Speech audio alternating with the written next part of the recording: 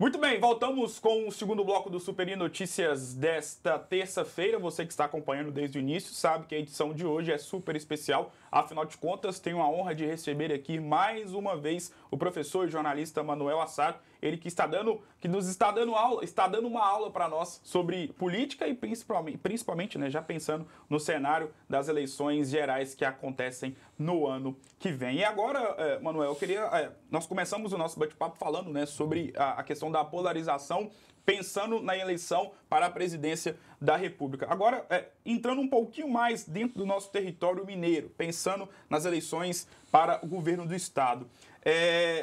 Minas Gerais, que já foi um berço de Arthur Bernardes, Afonso Pena, Tancredo, Itamar, Hélio Garcia, Juscelino, está tendo uma certa carência de grandes políticos. Por exemplo, a bancada mineira de deputados e senadores não teve força para aprovar a expansão da Sudene para o Vale do Rio Doce. Gostaria que o senhor fizesse uma análise sobre essa questão da força ou não da bancada mineira política neste momento.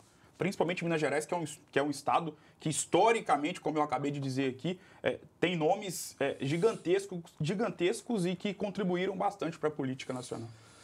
A política mineira, ela tem pagado, talvez, o preço de uma polarização regional, né, que nós vivemos ao longo dos últimos 10 anos, talvez, com governos petistas, governos PSDBistas, depois uma aliança desses dois Sim. grupos, e aí a gente vê surgir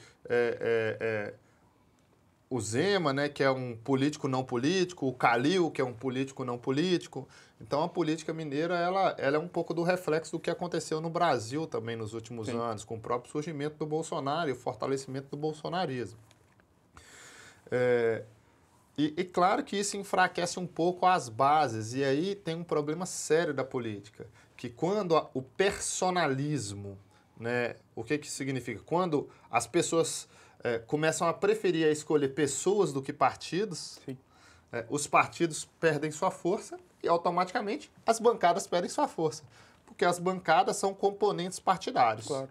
Né? Então, nós temos lá na Câmara de Deputados ou na Assembleia, nós temos a bancada do Partido dos Trabalhadores, a bancada do PSDB, a bancada do MDB. Quando esses partidos são enfraquecidos, essas bancadas também, porque começam a crescer os caciques, as pessoas, né? Então, pessoas começam a ser mais fortes que instituições. E isso é um problema sério para a política brasileira. Isso tem sido uma tendência ao longo dos anos e é um problema muito sério. Sobre a questão da Sudene, esse é um problema um pouco mais complexo, porque, veja bem, não é que a nossa bancada não teve força para segurar e aprovar o projeto. Ela até aprovou, né? Esse veto veio lá do Ministério da Economia, uma indicação do Ministério da Economia depois do desenvolvimento e o veto presidencial.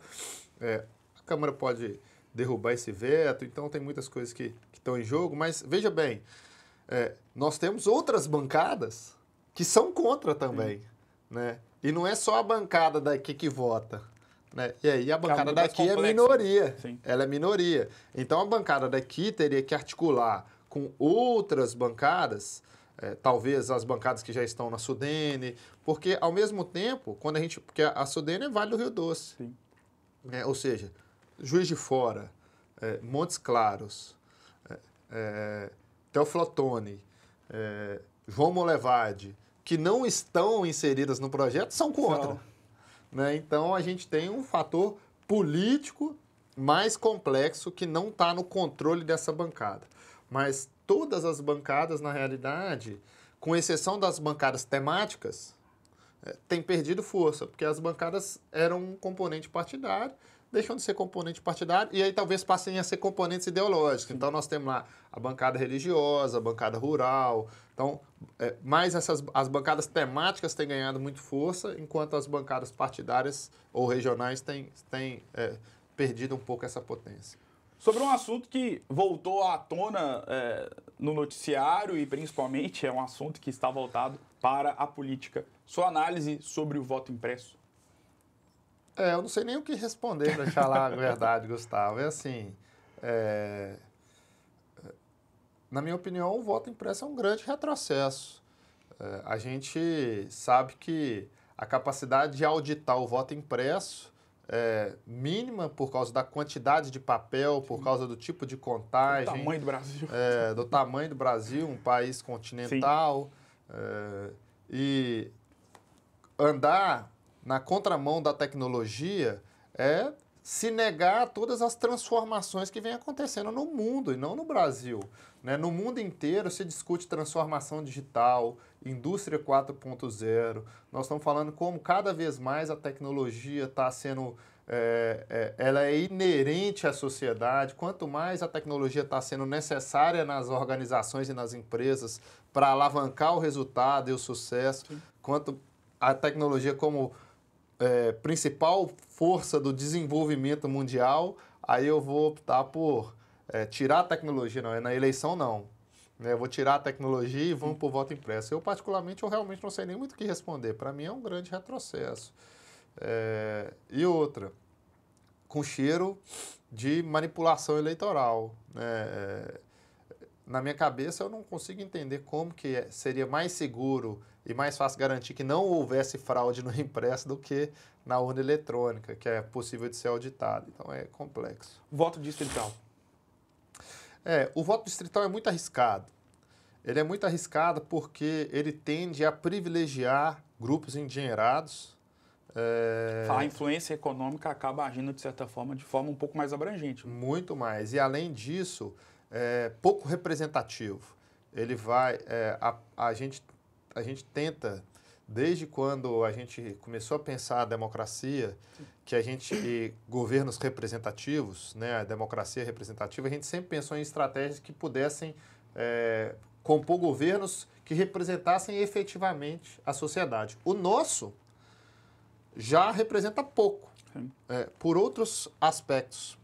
Por aspectos eleitorais, o nosso povo não sabe votar, basicamente. Parece preconceituoso dizer isso, não, mas realmente nosso povo não aprendeu a escolher ainda pessoas que representem as suas realidades. Né? Então, o voto não acontece nessa perspectiva. O voto distrital acaba com essa possibilidade. Né? E, ao meu ver, esses projetos de reforma eleitoral são muito em favor dos que estão lá, em desfavor daqueles que querem entrar.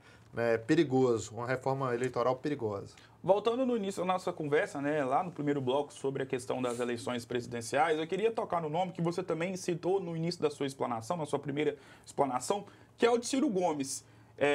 Ele é um personagem dentro da política que já está há muito tempo.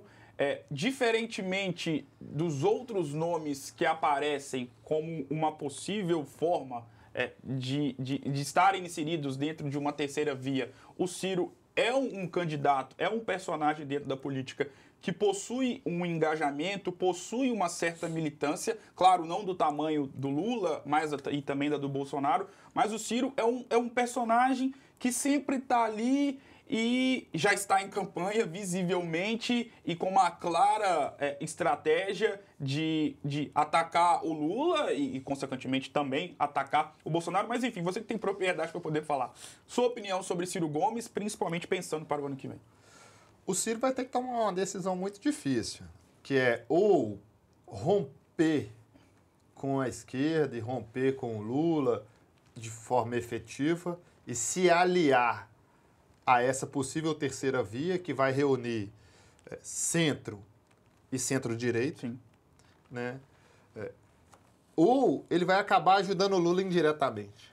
É uma decisão difícil, veja bem, porque ou ele vai romper de vez e vai se aliar àqueles que também são seus inimigos, né? Ou ele vai ficar onde está e vai acabar ajudando o Lula indiretamente. Por quê? Nas pesquisas, o Ciro tem um potencial de crescimento. E ele está alinhado ali com o Moro, entre as principais candidatas de terceira via, com esse potencial. Sim. Então, se ele se alia ao Moro e a esses outros candidatos, eles conseguem, talvez, reunir esses 30% que não querem nem Lula, nem Bolsonaro. Sim. Se o Ciro resolve não se aliar ao Lula e também não se aliar a esses outros e caminhar numa caminhada sozinho, ele acaba ajudando o Lula também, porque ele fragmenta a terceira via, Sim. diminui as possibilidades de haver uma terceira via, e as pesquisas hoje mostram que num segundo turno entre Lula e Bolsonaro, o Lula estaria eleito. Sim. Né? Então, assim, o Ciro tem uma decisão muito difícil a tomar. Né? Ainda tem muita coisa para acontecer. Saiu duas pesquisas recentemente que avaliam ali o governo Bolsonaro. A gente vê o governo Bolsonaro indo de mal a pior, caindo. Então, essa terceira via pode crescer ainda, dependendo do que aconteça com o Bolsonaro. Eu não acho que as possibilidades do Lula caiam, porque eu acho que ele, na verdade, cresce com a queda do bolsonarismo. Mas eu acho que a terceira via também pode crescer, a depender do que aconteça com o presidente Bolsonaro. Né? Então, a gente tem o Bolsonaro hoje como, em termos de avaliação, ele só não está atrás, né, como mais mal avaliado que Sarney, Collor e Temer. Ou seja, o governo dele já é mais mal avaliado que o da Dilma, mais mal avaliado que, na verdade, Itamar e Fernando Henrique são muito bem avaliados, né? Então, a gente vai ter que acompanhar o que vai acontecer com a CPI, o que vai acontecer com esses outros movimentos até o ano que vem, para saber se a terceira via consegue crescer nas costas do Bolsonaro ou não. Né? Mas o Ciro ele tem uma decisão difícil, porque ou ele vai se aliar ao Lula, ou ele vai se aliar aos inimigos do Lula, ou ele vai ajudar o Lula sem querer. Porque, igual você acabou de citar, tem essa questão do Ciro de ter uma decisão difícil para ser tomada, porque ele precisa, ao mesmo tempo, como você mesmo falou, e me corrija se eu estiver errado, ele precisa se desgarrar, não sei se é o termo certo, se desgarrar da esquerda, mas ele precisa se desgarrar de pessoas que têm um pensamento um pouco mais voltado à esquerda, e automaticamente ele precisa entrar ali no meio daquele bolo um pouco mais centro-direita ou até mesmo direita. É por aí. Até mesmo pelo aceno que ele vem fazendo a uma população voltada, né, que tem uma raiz muito forte em relação à questão evangélica e também os próprios católicos. Inclusive, ele soltou um vídeo nas suas redes sociais e é um aceno claro a uma parcela da população um pouco mais centro-direita. É justamente isso. Eu não acho que o Ciro vai chegar até a direita. Eu acho que ele consegue dialogar até o centro-direita. Sim. Apesar de, em algumas coisas, eu considerar o Ciro mais conservador. Mas ele vai ter que romper com a esquerda. Esse rompimento vai ter que acontecer. É isso que ele não está conseguindo fazer, na sua opinião? Eu não acho que ele teria dificuldades. Eu acho que, havendo a possibilidade de ele ser o candidato a presidente com apoio, e talvez com o Moro de vice, com apoio de todos esses sujeitos, eu acho que... Moro... mas a política brasileira aceita tudo. Claro. Mas é isso, ele vai ter que aceitar essas coisas. Só que o Ciro, ele já falou mal do Lula, já falou mal do Bolsonaro, já falou mal do Moro. Sim. Ele já se posicionou contra todos, ou seja, ele é contra todos. Ele se coloca como a única solução viável. Então, eu acho que o caminho do Ciro, para mim, está muito claro. Ele vai caminhar sozinho. Aí, no segundo turno, ele vai ver para qual lado ele vai. E tende a ir para o lado do Lula, porque se for Lula e Bolsonaro, eu acho que ele, no fim, vai para o lado do Lula. Se for a terceira via e o Lula, eu acho que no fim ele acaba indo também em direção ao Lula. Então, assim, o Ciro está num lugar que eu não queria estar. Né? Você falou de uma coisa interessantíssima, desse aceno do Ciro para os evangélicos. Não é à toa, né? A população evangélica no Brasil é uma população enorme, né? E tão grande quanto a população católica, mas mais articulada e mais organizada. Né? E outra, com tendências a ter esse voto sociológico, né? Que eu expliquei mais cedo. Tendências a votar igual, a votar influenciado pelo pastor, a votar influenciado pelos amigos. Então, é uma população, e uma população de voto mais conservador. Entretanto, olha que curioso, o Bolsonaro indicou um novo ministro, hoje de manhã cedo, para o STF, até esqueci o nome do ministro agora. Confesso que não. Que é evangélico, cumprindo aquela promessa de botar um ministro no STF terrivelmente evangélico. Cumpriu a promessa, com claro aceno aos evangélicos, porque estava perdendo esse apoio. O Eduardo Leite, que ao mesmo tempo se declara homossexual, faz esse aceno aos evangélicos com um governo mais conservador e tenta se aproximar. O Lula tem feito um movimento de se aproximar dos evangélicos. Então, assim, é um público que todos os candidatos acenam, né, porque precisam desse candidato para ser eleito. Todos. Né, por ser um grupo mais homogêneo em termos de comportamento eleitoral. Então, é um grupo que define uma eleição. Manuel, muito obrigado por ter aceitado o convite mais uma vez de estar aqui. É sempre uma honra inenarrável estar com você, principalmente para poder absorver o máximo de conhecimento possível sobre política, que é um assunto que está na boca do povo, principalmente quando o assunto principal são as eleições de 2022, seja no âmbito presidencial ou também, claro, aqui no governo de Minas Gerais, onde parece que teremos uma disputa bastante acirrada entre Zema e Calil, enfim. Muito obrigado mais uma vez e as portas estão mais do que abertas para você poder voltar mais vezes. Imagina, Gustavo, eu agradeço, é sempre um prazer. Conte comigo. Opa, obrigado, e vamos acompanhar aí o que vai acontecer nos próximos meses. Acho que teremos meses muito intensos para a política nacional. Obrigado mais uma vez, Manuel. O Super Notícias super especial desta terça-feira vai ficando por aqui. Só lembrando que logo mais é dia de Galo, né? Logo mais tem Galo pela Copa Libertadores da América. Galo que vai encarar a equipe do Boca Juniors. Primeiro jogo lá na La Bombonera, na Argentina. E a segunda partida será realizada, claro, na semana que vem em Belo Horizonte. Lembrando que o Atlético, por ter feito a melhor campanha na fase de grupos, vai sempre jogar até a fase de semifinal, já que a final da Copa Libertadores é disputada, tem sido disputada em jogo único, o Galo terá essa condição de poder jogar sempre o segundo jogo em casa. Para muitos é uma vantagem, para muitos nem tanto. Enfim, o fato é que logo mais tem esse grande jogo entre Boca Juniors e Galo. E o Cruzeiro, que não entra em campo neste meio de semana, só volta a campo no próximo sábado, às 4h30 da tarde, contra a equipe do Avaí. Cruzeiro que vem numa sequência de invencibilidade, mas sem vitória. 4 empates consecutivos. Eu vou ficando por aqui. Um grande abraço e até amanhã.